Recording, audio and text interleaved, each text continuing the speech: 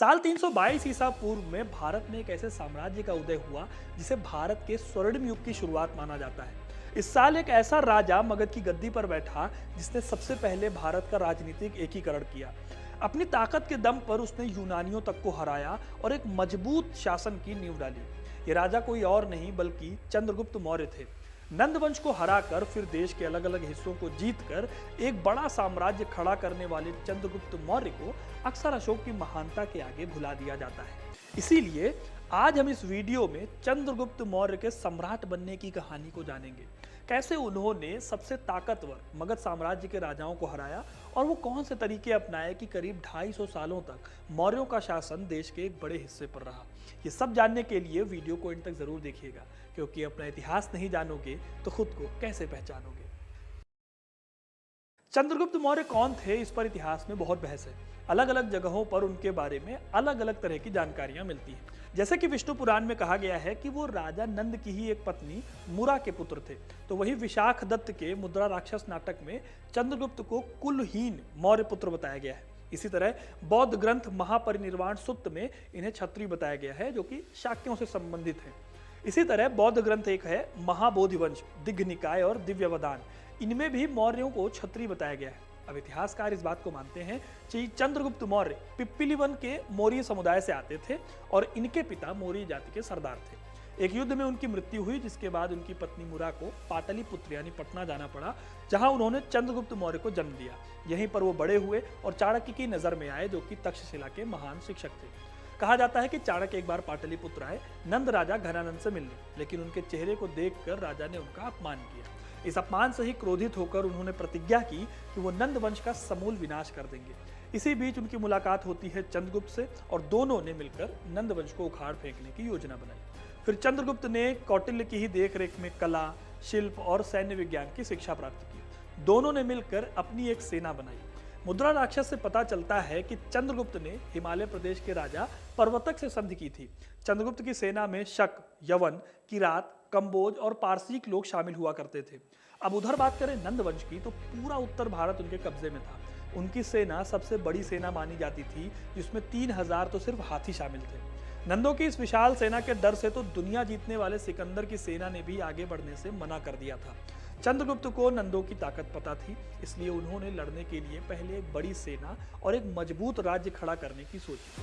सबसे पहले साल 322 ईसा पूर्व में उसने सिंध के क्षेत्र को जीता, जहां मैसिडोनियन लोगों का कब्जा था। सिंध का एरिया सिकंदर के कब्जे में आता था, लेकिन तब यूनानियों के बीच एक संधि के चलते सिंध के गवर्नर को हटा दिया गया था। मौका पाकर चंद्रगुप्त ने साल 321 ईसा पूर्व तक पूरे सिंध पर कब्जा कर लिया। इसके बाद उन्होंने पंजाब की तरफ रुख किया। यहाँ भी यूनानियों के एक सेनापति थे यूडेमस, उसका कब्जा था। चंद्रगुप्त ने उसको हराकर पंजाब पर भी अपना कब्जा कर लिया। उसका राज्य अब झेलम और सिंधु नदी के बीच के एरिया पर हो गया। उस टाइम पर मगध साम्राज्य की सीमा सिंधु नदी को छूती थी, यानी कि चंद्रगुप्त नंदवंश के बिल्कुल करीब आ गया। यहीं पर एक बात आप और नोटिस करोगे कि चंद्रगुप्त ने सिकंदर के यूनान से आए विदेशियों को भी भारत से भगा दिया था वेस्टर्न इंडिया पर कब्जा करते टाइम। अब बारी थी नंदवंश से लड़ाई की, लेकिन यहीं पर चंद्रगुप्त और चाणक्य से गलती हो गई। असल में नंद राजा अपनी क्रूर पॉलिसीज की वजह से बदनाम थे, तो चंद्रगुप्त को लगा कि वो आसानी से राजा घनानंद को हरा देंगे। जैन और बौद्ध परंपराओं में कहा जाता है कि चंद्रगुप्त ने सीधे मगध के केंद्र यानी कि उनकी राजधानी पाटलिपुत्र पर हमला किया, लेकिन नंद क्योंकि ताकतवर थे, इसलिए चंद्रगुप्त को मुंह की खानी पड़ी। महावंश टीका में इसे लेकर एक कहानी कही जाती है, जो कि बहुत पॉपुलर है। हारने के बाद चंद्रगुप्त एक बुढ़िया की झोपड़ी में छिपे हुए थे। एक दिन उन्होंने उस बूढ़ी औरत को अपने बच्चे को डांटते हुए सुना।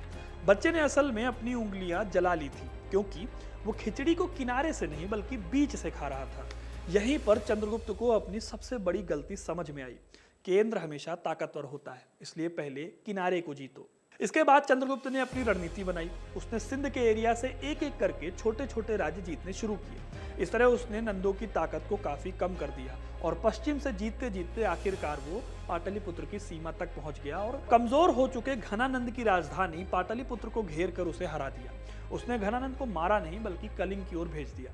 इस तरह पंजाब, सिंध और मगध को जीतने के बाद चंद्रगुप्त का साम्राज्य सिंधु से लेकर गंगा के मैदानों तक और उससे आगे हिंदू कुश तक फैल गया। हालांकि चंद्रगुप्त बस इतने तक ही नहीं रुके। 323 ईसा पूर्व में सिकंदर की मौत के बाद उसके सेनापतियों में से एक सेल्यूकस निकेटर हुए। उन्होंने भारत पर फिर से हमला किया। सिंध और पंजाब के जिन हिस्सों पर चंद्रगुप्त ने कब्जा किया था, सेल्यूकस ने वहां पर भी कब्जा करने की कोशिश की। ग्रीक हिस्टोरियन अप्पियन वो कहते हैं कि सेल्यूकस ने सिंधु नदी को पार किया और एंड्रोकोटस यानी कि चंद्रगुप्त के खिलाफ युद्ध छेड़ दिया। दिलचस्प बात यह है दोस्तों कि शास्त्रीय लेखकों ने चंद्रगुप्त और सेल्यूकस निकेटर के बीच के संघर्ष का कोई विवरण नहीं दिया, यानी कि हमारे यहाँ पर इसका कोई जिक्र नहीं मिलता। वो केवल चंद्रगुप्त और सेल्यूकस के बीच में हुई संधि की शर्तों का उल्लेख करते हैं। इस युद्ध में सेल्यूकस बुरी तरह से पराजित हुआ और उसने चंद्रगुप्त को काबुल, कंधार और हेरात सौंप दिए। कहा जाता है कि चंद्रगुप्त ने सेल्यूकस की बेटी से शादी की थी और बदले में 500 युद्ध हाथियों का उपहार दिया था। इसी टाइम पर सेल्यूकस ने अपने दूत मेगास्थनीज को चंद्रगुप्त के दरबार में भेजा था। मेगास्थनीज ने फिर इंडिका नाम की किताब लिखी, जिसमें उन्होंने भारत के बारे में काफी कुछ लिखा। इस तरह अगर आप देखोगे तो उत्तर भारत के लगभग हर हिस्से पर कब्जा करने के बाद चंद्रगुप्त ने अपने साम्राज्य का और भी ज्यादा विस्तार किया। गिरनार अभिलेख से पता चलता है कि उसने सौराष्ट्र और काठियावाड़ को जीतकर पश्चिम भारत को भी जीत लिया था। इस तरह पश्चिमी भारत में चंद्रगुप्त ने महाराष्ट्र के सौराष्ट्र, अवंती और कोंकण पर भी विजय प्राप्त कर ली थी। इसके बाद वो साउथ इंडिया की तरफ बढ़े और मैसूर और नेल्लोर तक के एरिया पर भी अपना कब्जा जमा लिया। इतिहासकार हालांकि मानते हैं कि चूंकि अशोक ने अपने जीवन में सिर्फ एक ही जीत हासिल की थी, यानी कि कलिंग की लड़ाई लड़ी और उसे जीत लिया था, और चंद्रगुप्त के जो पुत्र थे बिंदुसार, उन्होंने कोई विजय नहीं हासिल की थी, इसलिए ये तो तय है कि दक्षिण में मौर्य साम्राज्य का विस्तार चंद्रगुप्त का काम था। इस तरह से अगर देखा जाए दोस्तों तो चंद्रगुप्त ने वेस्ट इंडिया से शुरू करते हुए नंदों को हराया और पूरे उत्तर भारत को जीतने के बाद विंध्य पर्वत पार करके दक्षिण के एक बड़े हिस्से को भी जीत लिया। चंद्रगुप्त मौर्य भारत के इतिहास का पहला राजा था जिसने इतना बड़ा साम्राज्य खड़ा किया था। इतिहासकार हुए हैं H.C. राय चौधरी। उनके हिसाब से चंद्रगुप्त मौर्य के अधीन मौर्य साम्राज्य उत्तर पश्चिम में फारस की खाड़ी तक, पूर्व में मगध और बंगाल तक शामिल थे, पश्चिम में सौराष्ट्र तक और दक्षिण में मैसूर के चित्रदुर्ग जिले और मद्रास के नेल्लोर जिले तक उनका साम्राज्य फैला हुआ था। चंद्रगुप्त के इस महान साम्राज्य की राजधानी थी पाटलिपुत्र, वही पाटलिपुत्र जहां से मगध साम्राज्य की शुरुआत हुई थी और चंद्रगुप्त द्वारा स्थापित मौर्य वंश मगध साम्राज्य का चरमोत्कर्ष था। तो दोस्तों ये थी कहानी सम्राट चंद्रगुप्त की। आपको ये कहानी कैसी लगी हमें कमेंट करके जरूर बताइएगा। वीडियो को लाइक और शेयर करना ना भूलें और ऐसी तमाम इंटरेस्टिंग कहानियों के लिए हिस्ट्री कनेक्ट को सब्सक्राइब जरूर करें। धन्यवाद।